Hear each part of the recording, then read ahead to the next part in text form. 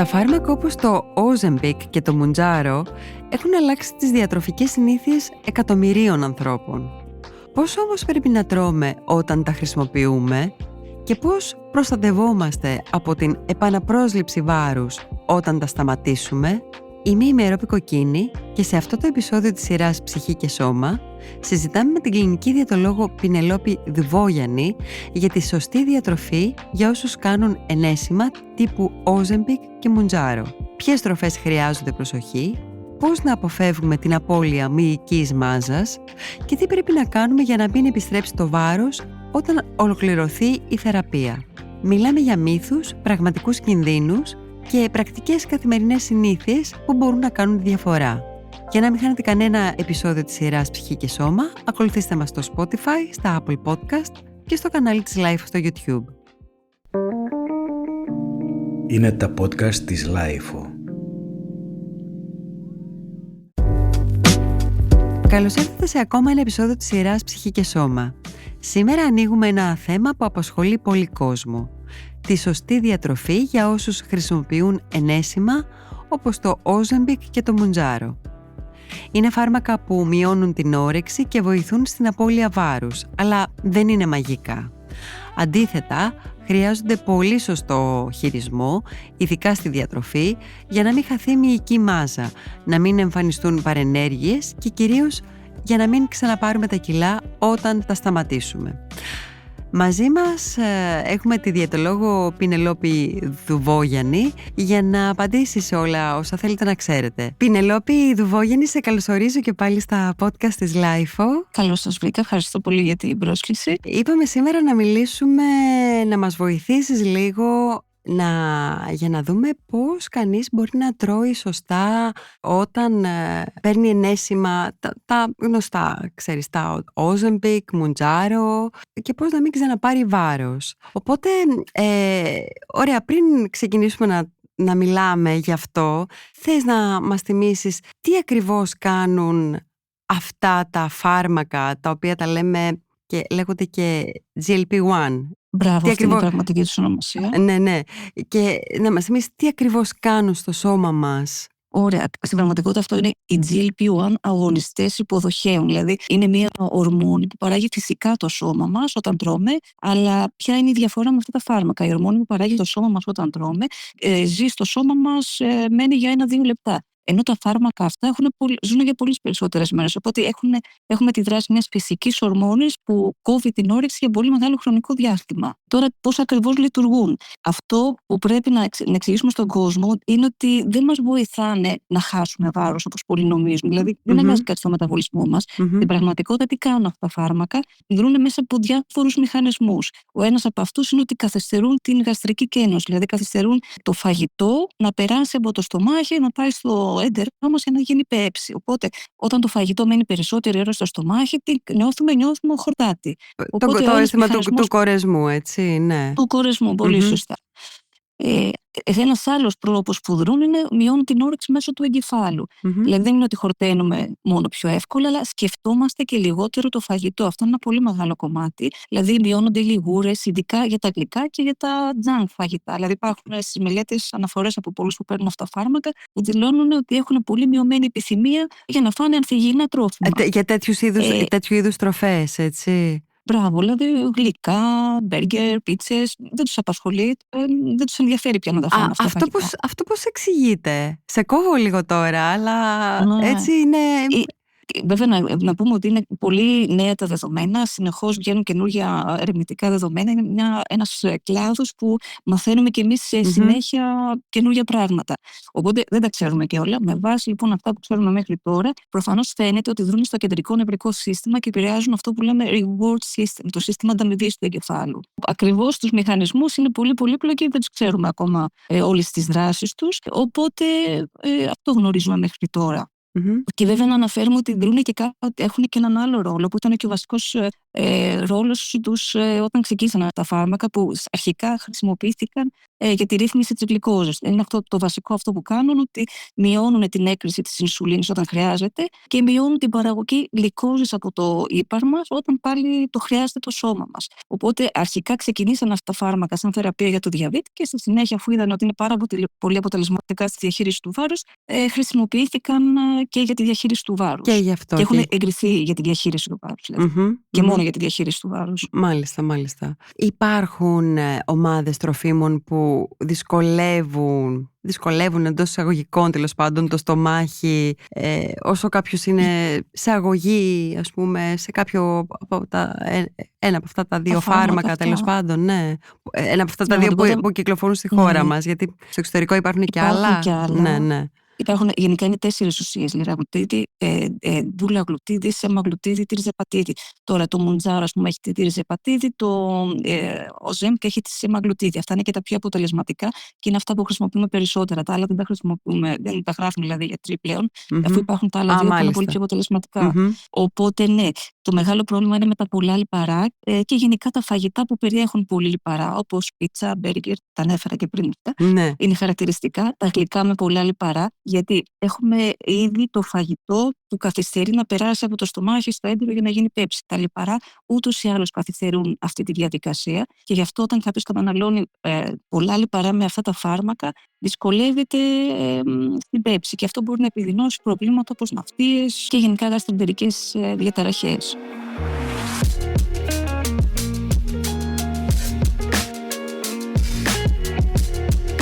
Εντάξει, κοίταξε, καταλαβαίνω ότι μέσα από αυτές τις διαδικασίες που μας είπες, αυτά τα φάρμακα κόβουν την όρεξη, αλλά πόσο αποτελεσματικά βοηθούν ώστε να μειωθεί και αυτό που λέμε συναισθηματικό φαγητό? Δηλαδή μπορούν πραγματικά να περιορίσουν την παρόρμηση κάποιου για φαγητό ή χρειάζεται παράλληλα και η ψυχολογική υποστήριξη, ας πούμε? Αυτό είναι ένα μεγάλο κομμάτι. Μέχρι τώρα έχει δοθεί πολύ μεγάλη έμφαση στο ρόλο του διαιτολόγου και στο ρόλο της διατροφής και πολύ σωστά, γιατί αρχικά όταν βγήκαν αυτά τα φάρμακα για τη διαχείριση της παχυσαρκίας, πολλοί θεωρήσαν ότι είναι μαγική λύση, τα πήρανε, χάσανε βάρος, δεν τρώγανε σωστά, χάσανε πάρα πολύ μυϊκή μάζα, ξαναπήραν τα κιλά, δεν έφταιγε το φάρμακο, έφταιγε η κακή χρήση του φαρμάκου. Τώρα ξέρουμε ότι είναι πάρα πολύ σημαντικό ο ασθενής που παίρνει αυτά τα φάρμακα να έχει διαιτολογική παρακολούθηση, σωστές οδηγίες όσο μπορεί και ο γιατρός να βοηθήσει που του χορηγεί το φάρμακο και να προσέχει τη διατροφή του. Το επόμενο κομμάτι που θεωρώ εγώ ότι ακόμα δεν του έχουμε δώσει την αξία και την προσοχή που χρειάζεται είναι αυτό το συναισθηματικό. Όντως τα φάρμακα μειώνουν πάρα πολύ το συναισθηματικό φαγητό. Όμως δεν λύνουν το πρόβλημα, δεν λύνουν τη ρίζα του συναισθηματικού φαγητού. Και αν σκεφτούμε ότι αφορούν άτομα με υψηλό σωματικό βάρος, συνήθως τα άτομα που έχουν πολύ αυξημένο σωματικό βάρος, εφόσον δεν υπάρχει κάποιο ορμονικό πρόβλημα, που είναι πολύ μικρό το ποσοστό που αυξάνεται το βάρος λόγω κάποιου ορμονικού προβλήματος, τρώνε συναισθηματικά. Δηλαδή, ένας άνθρωπος για να είναι 150 κιλά, σίγουρα τρώει συναισθηματικά. Δεν ακούει την όρεξή του, δεν τρώει όταν πεινάει, μόνο όταν πεινάει, τρώει όταν στενοχωριέται, όταν έχει άγχος και δεν σταματάει να τρώει όταν χορταίνει. Οπότε, όσο παίρνει τα φάρμακα, τον βοηθάει να διορθώσει αυτό το συναισθηματικό φαγητό. Όταν όμως σταματήσει τα φάρμακα, αν δεν έχει δουλέψει το ψυχολογικό κομμάτι που πίσω, είναι πολύ μεγάλο το πρόβλημα. Γι' αυτό και εγώ θεωρώ ότι είναι ένα κομμάτι που πρέπει να το δώσουμε λίγο παραπάνω προσοχή. Όσοι λαμβάνουν αυτά τα φάρμακα, πρέπει παράλληλα να δουλεύουν και τη συναισθηματική κατανάλωση του φαγητού. Εμείς οι διαιτολόγοι μπορούμε βασικά να δώσουμε κάποιες χρήσιμες οδηγίες, αλλά επιφανειακά δεν μπορούμε να αγγίξουμε τη ρίζα του προβλήματος, η οποία συνήθως έχει να κάνει, ας πούμε, πολλοί ψυχολόγοι λένε, και με τη σχέση της μητέρας με το παιδί. Εμείς δεν μπορούμε να τα αγγίξουμε αυτά και δεν μπορούμε να βοηθήσουμε σε αυτά. Οπότε σίγουρα θεωρώ ότι είναι πολύ σημαντική και η ψυχολογική υποστήριξη στα περισσότερα άτομα, όχι απαραίτητα σε όλους. Γιατί υπάρχουν και άτομα που παχαίνουν γιατί κάνουν φάρδιες και δεν ρυθμίζεται η όρεξη μέσω άλλων μηχανισμών, π.χ. επειδή δεν κοιμούνται αρκετές ώρες, οπότε διαταράσσεται ο μηχανισμός ρύθμισης της όρεξης. Αλλά στην πλειοψηφία τους οι άνθρωποι αυτοί θεωρώ ότι θα είχαν μεγάλο όφελος από παράλληλη ψυχολογική υποστήριξη. Πινελόπη, ωραία. Είπαμε κάποια πράγματα για την απώλεια της όρεξης μετά από το συναίσθημα του κορεσμού, ας πούμε, που αισθάνεται κάποιος παίρνοντας αυτά τα ενέσιμα. Τι γίνεται με το αίσθημα της δίψας? Είναι εξίσου το ίδιο? Δηλαδή, υπάρχει και εκεί η απώλεια, ας πούμε, δεν διψάει κανείς? Έχουν αυτό που λέμε hypodipsic effect, δηλαδή δεν ξέρω αν το μεταφράζω σωστά, υποδιψιδική δράση θα το λέγαμε. Μάλιστα. Τα φάρμακα, οπότε μειώνεται το αίσθημα της δίψας. Οπότε τι θέλουμε, όποιος λαμβάνει τα φάρμακα να πίνει με πρόγραμμα, ας πούμε, το νερό, να μην περιμένει να διψάσει και ίσως και ανάμεσα στα γεύματα για να μην του επιδεινώνουν τις ναυτίες. Οπότε βοηθάει, ας πούμε, η καλή ενυδάτωση και στην αντιμετώπιση της ναυτίας, ας πούμε, που μπορεί να αισθάνεται και κανείς. φυσικά Και στην ενυδάτωση. βάρους. Ναι, και στην απώλεια βάρους, ναι, φυσικά. Γιατί όταν κάποιος είναι αφυδατωμένος, αυτό επηρεάζει και το πόσο εύκολα χάνει βάρος. Και αυτό σημαίνει η οδηγία, η κλασική, έτσι, 8 με 10 ποτήρια νερό την ημέρα. Σωστά? Ναι, πρακτικά ναι, δηλαδή πάνω από 2 λίτρα υγρά την ημέρα. Θέλω να μας πεις τώρα, Πινελόπη, πόσο βάρος είναι ρεαλιστικό να χάσει κάποιος που ξεκινά θεραπεία με ενέσιμα? Δηλαδή υπάρχει ένας μέσος όρος απώλειας βάρους και ποιος θεωρείται, ας πούμε, ένας υγιής ρυθμός? Δηλαδή κάποιος που ξεκινάει θεραπεία, ποιο είναι ξέρω εγώ, να χάνει, ας πούμε, 5 κιλά, 10 κιλά, δεν ξέρω. Ωραία. Υπάρχει κάτι τέτοιο? Υπάρχουν δεδομένα πολλά. Θα σας πω τι δείχνει η βιβλιογραφία, αλλά η βιβλιογραφία δείχνει, θα σας πω, το μέσο όρο. Πάντα εκτός από το μέσο όρο υπάρχουν κάποιοι που χάνουν πολύ περισσότερο και κάποιοι που χάνουν πολύ λιγότερο. Μάλιστα. Με το Ozempic, δηλαδή με τη σεμαγλωτίδη, υπολογίζεται ότι στο εξάμηνο χάνουν γύρω στο 10-15% το πολύ της 100 του βάρους. Ενώ με το Mounjaro, την τριζεπατίδη, είναι πολύ πιο αποτελεσματικό και με λιγότερες παρενέργειες, ναυτίες, όλα αυτά, χάνουν 20, μπορεί και 21-22% μέσο όρο. Οπότε, να σκεφτούμε σε έναν άνθρωπο 100 κιλά, το ένα φάρμακο θα χάσει 10-15 κιλά στο εξάμηνο, με το άλλο μπορεί να χάσει 20 και παραπάνω κιλά. Όμως υπάρχουν πάντα εξαιρέσεις. Έχει πολύ να κάνει με το αν κάποιος έχει ζάχαρο. Οι άνθρωποι που έχουν ήδη διαταραχή με την ρύθμιση του ζαχάρου χάνουν λιγότερο. Και επίσης, τελευταία δεδομένα στη βιβλιογραφία δείχνουν ότι οι άντρες χάνουν λιγότερο και από τις γυναίκες. Βέβαια, εγώ θεωρώ, δεν υπάρχουν πολλά δεδομένα ακόμα σε αυτό, ότι αυτό οφείλεται στο ότι μιλάμε για τις ίδιες δόσεις, συγκρίνουμε την ίδια δόση του φαρμάκου. Οι άντρες πάντα έχουν πιο αυξημένο σωματικό βάρος, οπότε μπορεί να είναι και αυτό, μπορεί και όχι, όμως δεν το ξέρουμε ακόμα. Μάλιστα. Τώρα, να σας πω από την εμπειρία μου, έχω συναντήσει ανθρώπους που μου λένε πήρα το Mounjaro που υποτίθεται ότι είναι τόσο αποτελεσματικό και δεν με έπιασε καθόλου. Και μου έχει κάνει εντύπωση, δηλαδή 2-3 περιπτώσεις που θεωρώ ότι είναι αρκετές. Καθόλου, να μην χάσουν καθόλου βάρος, δηλαδή. Καθόλου, ναι. Τώρα, βέβαια, δεν ξέρω, δεν ήταν δηλαδή άνθρωποι που παρακολουθούσα εγώ, ήταν γνωστοί που συνάντησα και μου είπε το πήρα και δεν με βοήθησε. Δεν γνωρίζω πώς και γιατί αυτοί οι συγκεκριμένοι άνθρωποι δεν χάσανε. Αλλά ακούς γενικά, άλλοι χάνουν πιο πολύ, άλλοι δεν χάνουν. Ο ρυθμός, ας πούμε, απώλειας βάρος έχει να κάνει και με την ηλικία, με το αρχικό βάρος, με τη διατροφή που κάνει κάποιος, με την άσκηση ενδεχομένως. Ναι, όλα αυτά. Με τη δοσολογία, γιατί και η δοσολογία αλλάζει, έτσι δεν είναι, από μήνα σε μήνα. Ναι, αρχικά ξεκινάνε με μια δόση εισαγωγής, η οποία δεν θεωρείται φαρμακευτική να δράσει αρκετά, απλά για να συνηθίσει το σώμα να μην έχει πολλές παρενέργειες, και μετά σταδιακά αυξάνεται. Όσο λειτουργεί η δόση που παίρνουμε, κρατάμε την ίδια. Αυτό βέβαια το κρίνει πάντα ο γιατρός που παρακολουθεί τον ασθενή. Αυξάνεται και ανάλογα και αν έχει αποτελεσματικότητα. Π.χ. αν κάποιος πάρει μια φαρμακευτική δόση και δεν έχει χάσει καθόλου βάρος, σταματάει η θεραπεία γιατί δεν θεωρείται ότι είναι αποτελεσματική, δεν έχει νόημα. Υγιή ρυθμό που θα θέλαμε, αυτό θα δυσαρεστήσει πολλούς που θα το ακούσουν, θα ήταν 2, 4, 5 το πολύ κιλά το μήνα, θα έλεγα εγώ. Το οποίο καταλαβαίνω για έναν άνθρωπο με πολλά κιλά θεωρούνται λίγα. Το πρόβλημα είναι κανείς δεν χάνει τόσα λίγα, όλοι χάνουν πολύ περισσότερα. Γιατί πραγματικά είναι πάρα πολύ αποτελεσματικά και το περισσότερο κόσμο τα φάρμακα χάνουν πάρα πολύ βάρος. Δηλαδή, πολλοί χάνουν 4-5 κιλά την εβδομάδα. Εκεί όμως είναι πρόβλημα. Δηλαδή, με το που θα δει κάποιος ότι χάνει τόσο πολύ βάρος, είναι 100% σίγουρο ότι θα χάσει πολύ μυϊκή μάζα. Και τι σημαίνει αυτό? Θα πέσει ο μεταβολισμός του, θα συνεχίσει μετά να χάνει με λιγότερο ρυθμό και θα είναι πολύ εύκολο και να διατηρήσει το βάρος και να συνεχίσει φυσικά να χάνει και να μην τα ξαναπάρει τα κιλά. Οπότε, 1 κιλό την εβδομάδα ή ας πάμε στο 10% του βάρους, δηλαδή για έναν άνθρωπο 150 κιλά είναι 1,5 κιλό την εβδομάδα. Αν δούμε ότι χάνει περισσότερο, θα πρέπει ακόμα και να μειώσουμε τη δόση, αν δεν έχει καθόλου όρεξη και δεν μπορεί να φάει.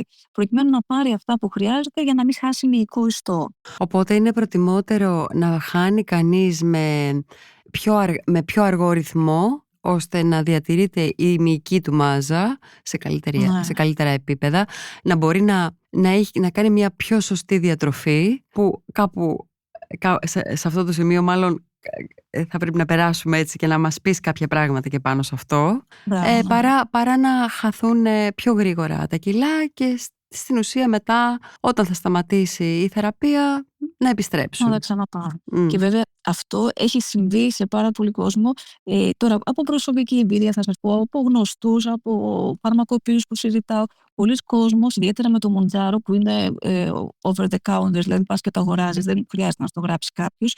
Το πήραν, ενώ μπορεί να είχαν κάνει προσπάθειες με διαιτολόγο, να είχαν χάσει, να μην είχαν χάσει βάρος, θεωρώντας ότι είναι η μαγική λύση. Το πήραν για λίγους μήνες, χάσανε πάρα πολλά κιλά και μετά φυσικά τα ξαναπήραν δυστυχώς γιατί δεν κάναν άσκηση, χάσανε μυϊκή μάζα. Τώρα νομίζω έχει περάσει αυτή η γνώση στον περισσότερο κόσμο και όλοι ξέρουν ότι θέλει και διατροφή για να μπορέσει να διατηρηθεί η απώλεια και ίσως και να συνεχίσει κάποιος να χάνει και αφού σταματήσει το φάρμακο, αν έχει αποκτήσει κάποιες καλές συνήθειες. Και εκεί έρχεσαι εσύ, Πινελόπη, εσύ και κάθε διαιτολόγος φυσικά. Ναι, και οι ψυχολόγοι. Εγώ θέλω να βάλουμε και βασικά και τους γυμναστές. Ακούγεται πολυτέλεια όλο αυτό, αλλά πραγματικά θέλει και επιστημονική προσέγγιση. Γιατί η παχυσαρκία ούτως ή άλλως είναι ένα πολυπαραγωγικό νόσημα, γιατί είναι νόσημα και αυτό θέλω να καταλάβει ο κόσμος. Όταν μιλάμε για παχυσαρκία είναι ασθένεια. Ακόμα και αν κάποιος έχει, αυτό τα λέγαμε και στο προηγούμενο podcast με το σπλαχνικό λίπος, ακόμα και αν κάποιος έχει καλές αιματολογικές εξετάσεις, όταν έχει πολύ αυξημένο βάρος είναι από μόνο του αυτό νόσημα, γιατί η παχυσαρκία ουσιαστικά είναι μια ήπια φλεγμονή, μια χρόνια ήπια φλεγμονή, η οποία κάνει κακό στο σώμα μας και κάποια στιγμή θα δημιουργήσει προβλήματα.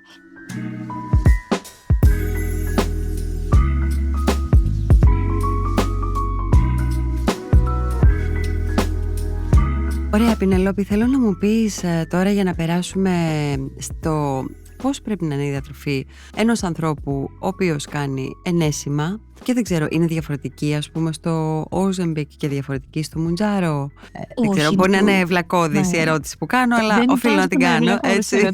Όλες οι ερωτήσεις είναι υπέροχες και καλοδεχόμενες. Ωραία.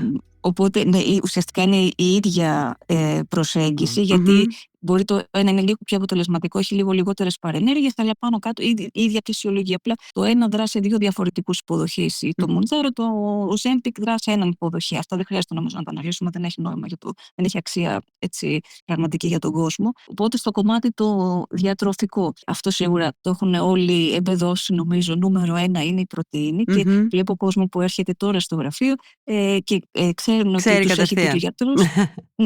Τρώω πρωτεΐνη, μου λένε, και πραγματικά όντως τρώνε πρωτεΐνη και είναι πολύ ευχάριστο αυτό. Να ρωτήσω κάτι εγώ, δηλαδή η πρωτεΐνη θα πρέπει να υπερισχύει όλων των συστατικών στο πιάτο ενός ανθρώπου που είναι στη θεραπεία? Όχι. Δηλαδή, και είναι πολύ ωραία η χρονική στιγμή που κάνουμε αυτό το podcast, γιατί μόλις πριν 10-15 μέρες βγήκαν καινούργιες οδηγίες, συνεχώς βγαίνουν καινούργια δεδομένα, αλλά τώρα βγήκαν καινούργιες οδηγίες, δηλαδή δεν έχει δημοσιευτεί ακόμα, το έχουν κάνει σε pre-publication, δεν ξέρω πώς να μεταφράσω αυτό. Ναι, προδημοσίευση, ναι. Μπράβο, προδημοσίευση. Οπότε έχουμε και σαφείς οδηγίες, δηλαδή από όλη τη βιβλιογραφία, από όλα τα δεδομένα που υπάρχουν από τους ασθενείς, έχουν καταλήξει 1,2 με 1,5 γραμμάρια πρωτεΐνης ανά κιλό σωματικού βάρους, ενώ η σύσταση για το γενικό πληθυσμό είναι πάνω από 0,8. Οπότε καταλαβαίνουμε σχεδόν διπλάσια από αυτή που συστήνεται. Διπλάσια. Για να διατηρηθεί η μυϊκή μάζα. Όμως πρακτικά αυτό τι σημαίνει? 100 με 120 γραμμάρια πρωτεΐνη, όποιος μπορεί να το αντιληφθεί, και παίζει ρόλο και δεν θέλουμε όμως εις βάρος άλλων ομάδων. Δηλαδή σίγουρα θέλουμε και τις φυτικές ίνες όσο πρέπει και ίσως και λίγο τον υδατάνθρακα. Δεν υπάρχουν οδηγίες στο αν έχει νόημα να κόψουμε τελείως τον υδατάνθρακα στην απώλεια βάρος ή όχι. Και λίγα λιπαρά για να παίρνουμε και όλα τα μικροθρεπτικά συστατικά που χρειάζεται το σώμα. Γιατί τρώγοντας μόνο πρωτεΐνες δεν μπορούμε να καλύψουμε τις ανάγκες σε μικροθρεπτικά, δηλαδή σε βιταμίνες και ίχνοστοιχεία.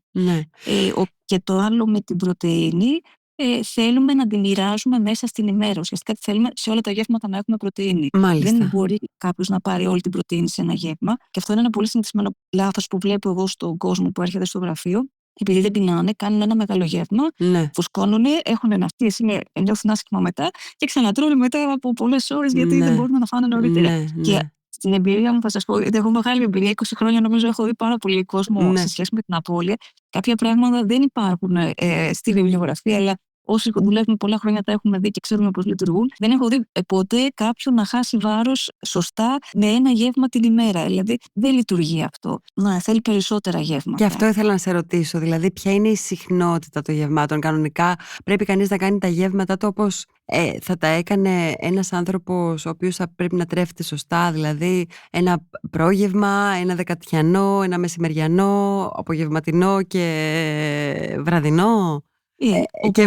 Και πώς γίνεται να γίνεται αυτό εφόσον υπάρχει απώλεια όρεξης? Μπράβο, ναι. Είναι μεγάλη πρόκληση αυτό και εκεί νομίζω είναι και η βοήθεια των διαιτολόγων ότι μπορούμε να βοηθήσουμε και να καθοδηγήσουμε τον κόσμο ότι πρέπει να έχει τα μικρά και συχνά γεύματα και μάλιστα αυτό μειώνει και πάρα πολύ και τις ναυτίες, τα μικρά και συχνά γεύματα. Όταν μια άλλη παγίδα, όταν κάποιος μένει πολλές ώρες νηστικός, αυξάνεται η ναυτία και η δυσφορία που νιώθει στο γαστρεντερικό του σύστημα. Οπότε θέλουμε μικρά και συχνά γεύματα. Τώρα, σε ό,τι αφορά τον αριθμό των γευμάτων, είναι σχετικό. Μπορεί, παράδειγμα, σε κάποιον να βουλέψει να κάνει και διαλυματική νηστεία. Δεν είναι απαγορευτικό. Στην βιβλιογραφία σου συστήνουν, στις οδηγίες που έχουν βγάλει, συστήνουν 4-5 μικρά γεύματα την ημέρα. Μάλιστα. Και με 3 θεωρώ ότι θα μπορούσε σε κάποιους να λειτουργήσει. Αυτό θέλει εξατομίκευση. Και όταν τώρα θα σε πάμε μπρος-πίσω λίγο, αλλά όταν ανέφερες πριν την παρουσία της πρωτεΐνης σε κάθε γεύμα, φαντάζομαι εννοείς οποιοδήποτε είδους πρωτεΐνη, οποιαδήποτε πηγής πρωτεΐνη. Δηλαδή και ζωική πρωτεΐνη και φυτική πρωτεΐνη, έτσι. Και αν χρειαστεί και συμπλήρωμα πρωτεΐνης. Και αυτό είναι κάτι που συστήνεται πάρα πολύ. Δηλαδή, αν δεν μπορεί κάποιος να καλύψει τις ανάγκες του με τα τρόφιμα, γιατί δεν μπορεί να φάει μεγάλες ποσότητες, τα συμπληρώματα πρωτεΐνης μπορεί να είναι πάρα πολύ χρήσιμα. Υπάρχουν τροφές που να μειώνουν το αίσθημα της ναυτίας, ας πούμε, που μπορεί να νιώθουν κάποιοι άνθρωποι που παίρνουν τα ενέσιμα, που κάνουν θεραπεία με ενέσιμα? Ναι, σίγουρα κάποιες τροφές. Είναι μια δίαιτα η οποία λέγεται BRAT, banana, rice, applesauce, toast. Δηλαδή στα ελληνικά μπανάνα, ρύζι, το applesauce τώρα στα ελληνικά θα το λέγαμε ουσιαστικά πολτοποιημένο μήλο, ψημένο μήλο χωρίς ζάχαρη και toast, το φρυγανισμένο ψωμί στην πραγματικότητα είναι αυτά. Αυτά βοηθάνε πάρα πολύ και στις οδηγίες αυτές που έχουμε αναφέρονται και τρόφιμα όπως βραστές πατάτες μπορούν να βοηθήσουν. Μικρές ποσότητες από αυτά ανάλογα το τι λειτουργεί καλύτερα στον καθένα. Και κάτι πολύ αποτελεσματικό που το γνωρίζουμε και από την εγκυμοσύνη και το χρησιμοποιείται ευρέως είναι το ginger. Το ginger μπορεί να μειώσει πάρα πολύ τις ναυτίες. Οπότε θα μπορούσε να είναι ένα τσάι με ginger, θα μπορούσε να είναι λίγο τριμμένο ginger σε ένα ποτήρι νερό με λίγο λεμόνι και αυτό μπορεί να βοηθήσει πάρα πολύ. Υπάρχει κάτι που πρέπει οπωσδήποτε να προσέξει κάποιος για να αποφύγει απώλεια μυϊκής μάζας? Στη διατροφή εννοώ. Ναι, να έχει αυτή την πρωτεΐνη που θέλουμε. Δηλαδή το 1,2 η πρωτεΐνη είναι πάλι η απάντηση. Ναι, για τη μυϊκή μάζα, ναι. Όμως δεν αρκεί συνήθως. Η πρωτεΐνη θέλει και ενδυνάμωση. Δηλαδή θέλει και λίγο γυμναστική ασκήσεις ενδυνάμωσης. Βέβαια, εκεί έρχονται και οι μετρήσεις που κάνουμε λιπομέτρηση. Βλέπουμε μπορεί κάποιος να έχει πάρα πολύ μυϊκή μάζα. Και να χαθεί και λίγη μυϊκή μάζα δεν μας πειράζει. Μας πειράζει να χαθεί πολύ μυϊκή μάζα. Και είναι και φυσιολογικό κάποιος, γιατί όταν κάποιος έχει αυξημένο σωματικό βάρος, έχει και αυξημένη μυϊκή μάζα για να στηρίζει το έξτρα αυτό βάρος. Οπότε μια μικρή απώλεια μυϊκής μάζας είναι φυσιολογική. Το πρόβλημα έρχεται όταν καταναλώνουν πολύ λίγες θερμίδες. Και αυτό το βλέπουμε στην πράξη, υπάρχει και στη βιβλιογραφία. Δηλαδή, πολλοί τρώνε 400 με 700 θερμίδες την ημέρα. Εκεί θα υπάρξει μεγάλη απώλεια μυϊκής μάζας. Ναι. Και μάλιστα και υπάρχουν και οδηγίες ό,τι αφορά τις θερμίδες. Οπότε εκτός από τα γραμμάρια αυτά της πρωτεΐνης που θέλουμε και θερμίδες. Δηλαδή λένε 1000 με 1200 θερμίδες μίνιμουμ την ημέρα. Μάλιστα. Για άνδρες και γυναίκες. Ναι, δεν υπάρχει ακόμα ιδιαίτερος διαχωρισμός. Δεν είναι πολλά τα δεδομένα. Δηλαδή, συνεχώς και εμείς μαθαίνουμε και βγαίνουν καινούργια δεδομένα. Με τα δεδομένα που έχουμε σήμερα, αυτές είναι οι οδηγίες που έχουμε. Οπότε το πιο συχνό, ας πούμε, διατροφικό λάθος, θα έλεγες, που κάνουν όσοι χρησιμοποιούν τα ενέσιμα είναι η μικρή ποσότητα. Η μικρή ποσότητα. Το έλλειμμα, ας πούμε, στην τροφή, ας πούμε, που παίρνουν. Ναι. πολύ λίγες θερμίδες, κατανάλωση πολύ λίγων θερμίδων ουσιαστικά. Το οποίο πάει μαζί με την πολύ μικρή κατανάλωση πρωτεΐνης στην πραγματικότητα. Εκτός από την απώλεια μυϊκής μάζας, μπορεί να γίνει και αυτό, μπορεί να γίνει και επικίνδυνο και με άλλο τρόπο. Αυτή η ελάχιστη πρόσληψη τροφής, ας πούμε, για μεγάλο χρονικό διάστημα, ενδεχομένως. Ναι, σίγουρα θα έρθει κόπος μετά. Δηλαδή θα νομίζουν, και πολλοί νομίζουν ότι είναι από τα φάρμακα. Δεν είναι από τα φάρμακα. Η κόπος είναι γιατί δεν τρώνε αρκετή ενέργεια, οπότε δεν έχεις ενέργεια. Δεν τρως, άρα δεν μπορείς δεν γίνονται καύσεις, δεν υπάρχει ενέργεια. Ναι. Και οπότε και το σώμα τι κάνει, μπαίνει σε μηχανισμό επιβίωσης, οπότε αρχίζει και μειώνει και το μεταβολισμό του και προσπαθεί να επιβιώσει το σώμα.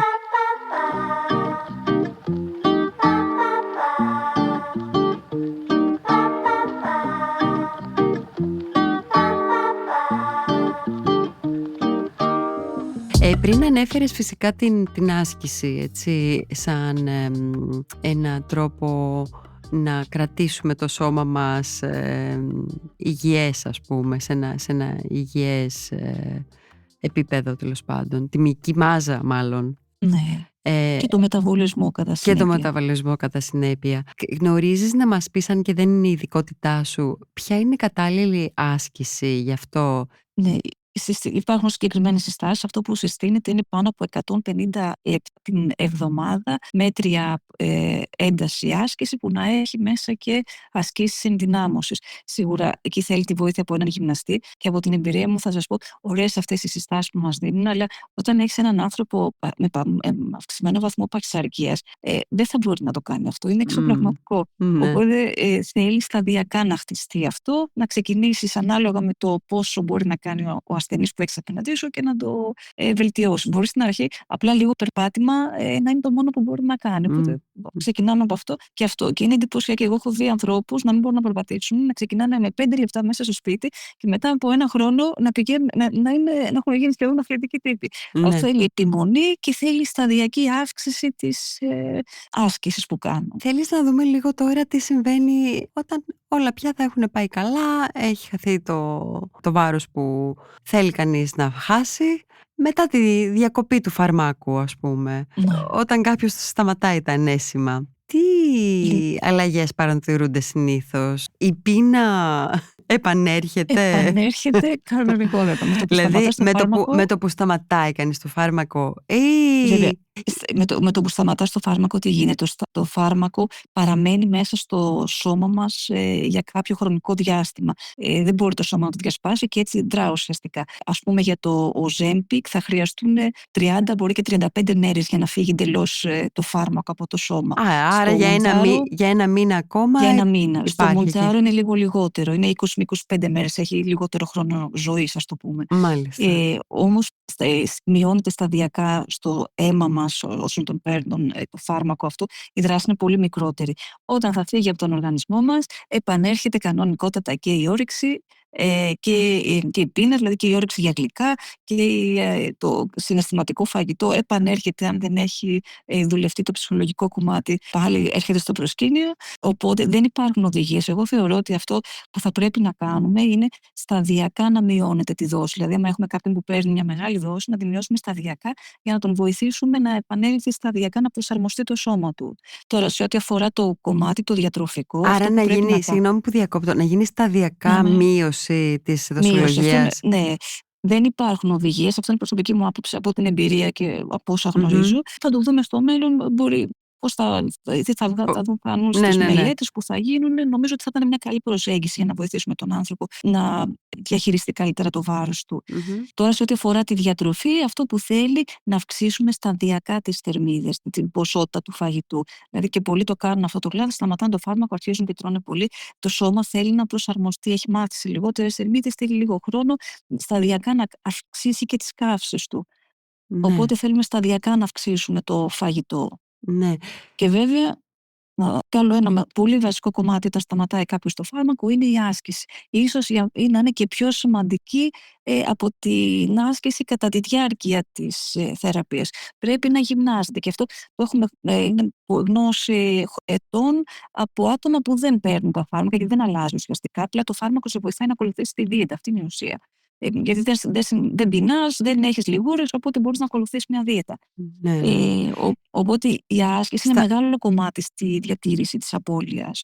Βέβαια, γιατί αλλάζεις τρόπο ζωής στην ουσία μέσω Ναι, της μωρέ, άσκησης. αυτό Έτσι δεν είναι όλη η είναι? ουσία που είπες, Ναι. ότι πρέπει να αλλάξουμε τρόπο ζωής. Το φάρμακο θα βοηθήσει τους ανθρώπους που δεν μπορούν να αλλάξουν τρόπο ζωής, να αλλάξουν τρόπο ζωής. Αυτή είναι η όλη ουσία. Και Ναι. να μην νομίζει κάποιος ότι θα το πάρει και ότι θα λυθεί το πρόβλημα με το βάρος του. Όχι. Βέβαια, πολλοί άνθρωποι που παίρνουν το ενώσιμο και τους παρακολουθούμε ενδεχομένως να βγαίνουν και δημοσίως και να μιλούν για την εμπειρία τους στα μέσα κοινωνικής δικτύωσης κτλ. Όλοι μιλούν για αυτό το food noise που φεύγει μαγικά, με ένα μαγικό τρόπο, ας πούμε, εξαφανίζεται. Το θόρυβο της τροφής θα το μεταφράζω εγώ στα ελληνικά. Είναι αυτό ακριβώς που λέμε, ότι γιατί δράσει στο κεντρικό νευρικό σύστημα το φάρμακο αυτό, οι λιγούρες, όλα αυτά. Ναι.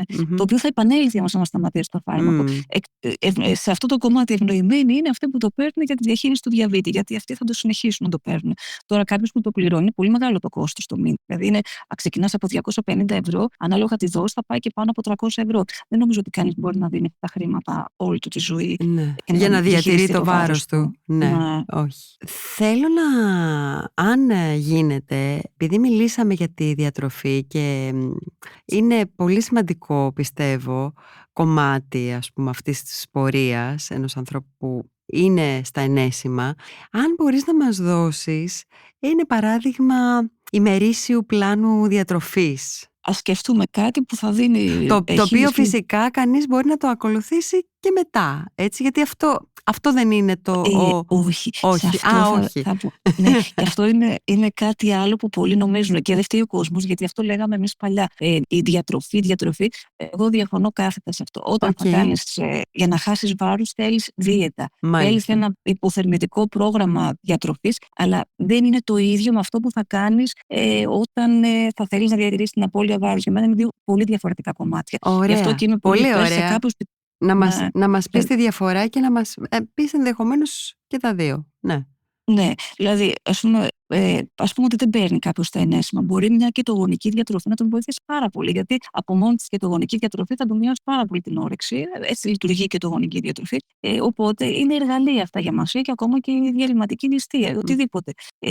Δηλαδή στην πραγματικότητα η διαλυματική νηστεία μπορεί να λειτουργήσει σε κάποιον και θα περιορίσει τις ώρες που τρώει και αυτόματα θα περιορίσει και την ποσότητα που τρώει. Όχι με τη διαλυματική νηστεία. Χάνεις με κάποιον άλλο τρόπο. Ουσιαστικά πάντα έχει να κάνει με τις θερμίδες. Οπότε όταν θα θέλεις να χάσεις βάρος, θα κάνεις κάτι άλλο από αυτό που θα κάνεις όταν θα θέλεις να διατηρήσεις. Να το διατηρήσεις, ναι. Βέβαια. Εγώ αυτό που εφαρμόζω είναι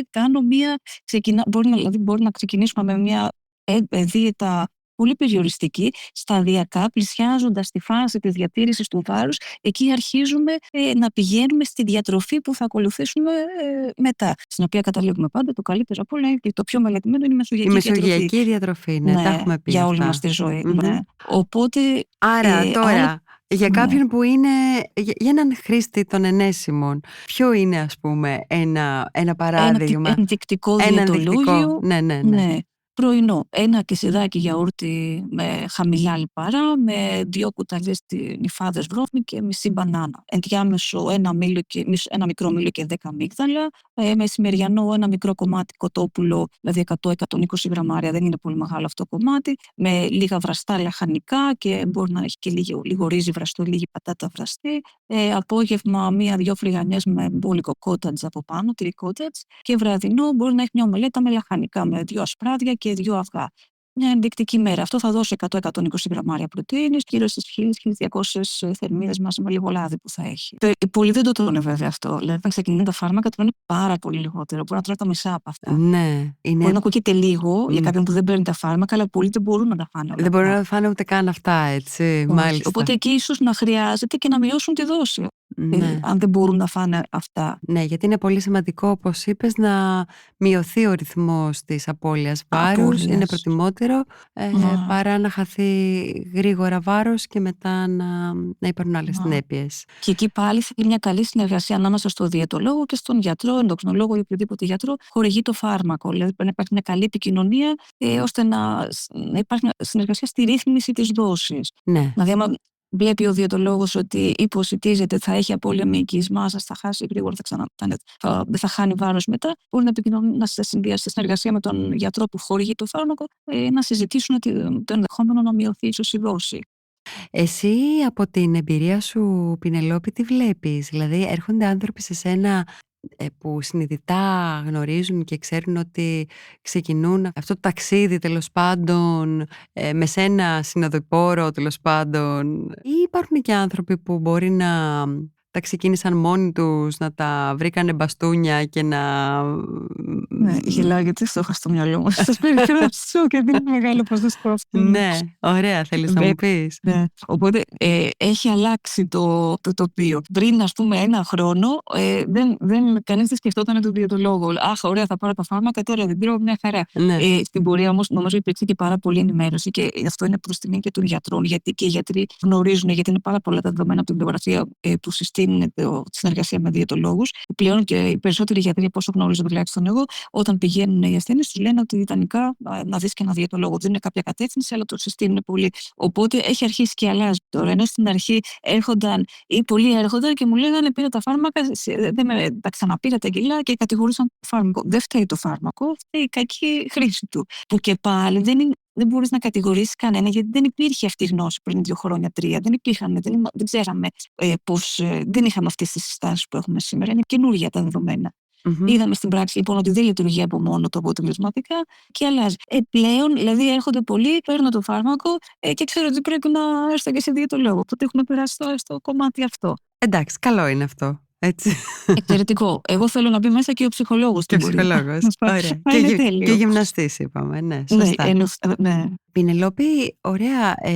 Είπαμε κάποια πράγματα για την απώλεια της όρεξης μετά το συναίσθημα του κορεσμού, ας πούμε, που αισθάνεται κάποιος παίρνοντας αυτά τα ενέσιμα. Τι γίνεται με το αίσθημα της δίψας? Είναι εξίσου το ίδιο? Δηλαδή υπάρχει και εκεί η απώλεια, ας πούμε, δεν διψάει κανείς? Έχουν αυτό που λέμε hypodipsic effect, δηλαδή δεν ξέρω αν το μεταφράζω σωστά, υποδιψιδική δράση θα το λέγαμε. Μάλιστα. Τα φάρμακα, οπότε μειώνεται το αίσθημα της δίψας. Οπότε τι θέλουμε? Όποιος λαμβάνει τα φάρμακα να πίνει με πρόγραμμα, ας πούμε, το νερό, να μην περιμένει να διψάσει και ίσως και ανάμεσα στα γεύματα για να μην του επιδεινώνουν τις ναυτίες. Οπότε βοηθάει, ας πούμε, η καλή ενυδάτωση και στην αντιμετώπιση της ναυτίας, ας πούμε, μπορεί να αισθάνεται κανείς. Φυσικά και στην ενυδάτωση. Ναι, και στην απώλεια βάρους, ναι, φυσικά. Γιατί όταν κάποιος είναι αφυδατωμένος, αυτό επηρεάζει και το πόσο εύκολα χάνει βάρος. Και αυτό σημαίνει η οδηγία, η κλασική, έτσι, 8 με 10 ποτήρια νερό την ημέρα. Σωστά? Ναι, πρακτικά ναι, δηλαδή πάνω από 2 λίτρα υγρά την ημέρα. Πινελόπη, θέλω να σε ευχαριστήσω πάρα πολύ για όλα όσα μας έχεις πει σήμερα, για όλα όσα μάθαμε. Ευχαριστώ και εγώ πάρα πολύ για την πρόσκληση. Είμαι η Μαρόπη Κοκκίνη και αυτό ήταν ακόμα ένα επεισόδιο της σειράς Ψυχή και Σώμα. Αν σας άρεσε η συζήτηση και σας φάνηκε χρήσιμη, κάντε follow για να μην χάσετε τα επόμενα επεισόδια. Στείλτε μας τις ερωτήσεις σας για τα Ozempic και Mounjaro ή για οποιοδήποτε άλλο θέμα ευεξίας θέλετε να καλύψουμε στο podcast @lifeo.gr. Μέχρι την επόμενη φορά, να τρέφεστε σωστά και να ακούτε το σώμα σας. Για να μην χάνετε κανένα επεισόδιο, ακολουθήστε μας στο Spotify, στα Apple Podcast και στο κανάλι της Life στο YouTube. Είναι τα podcast της Life.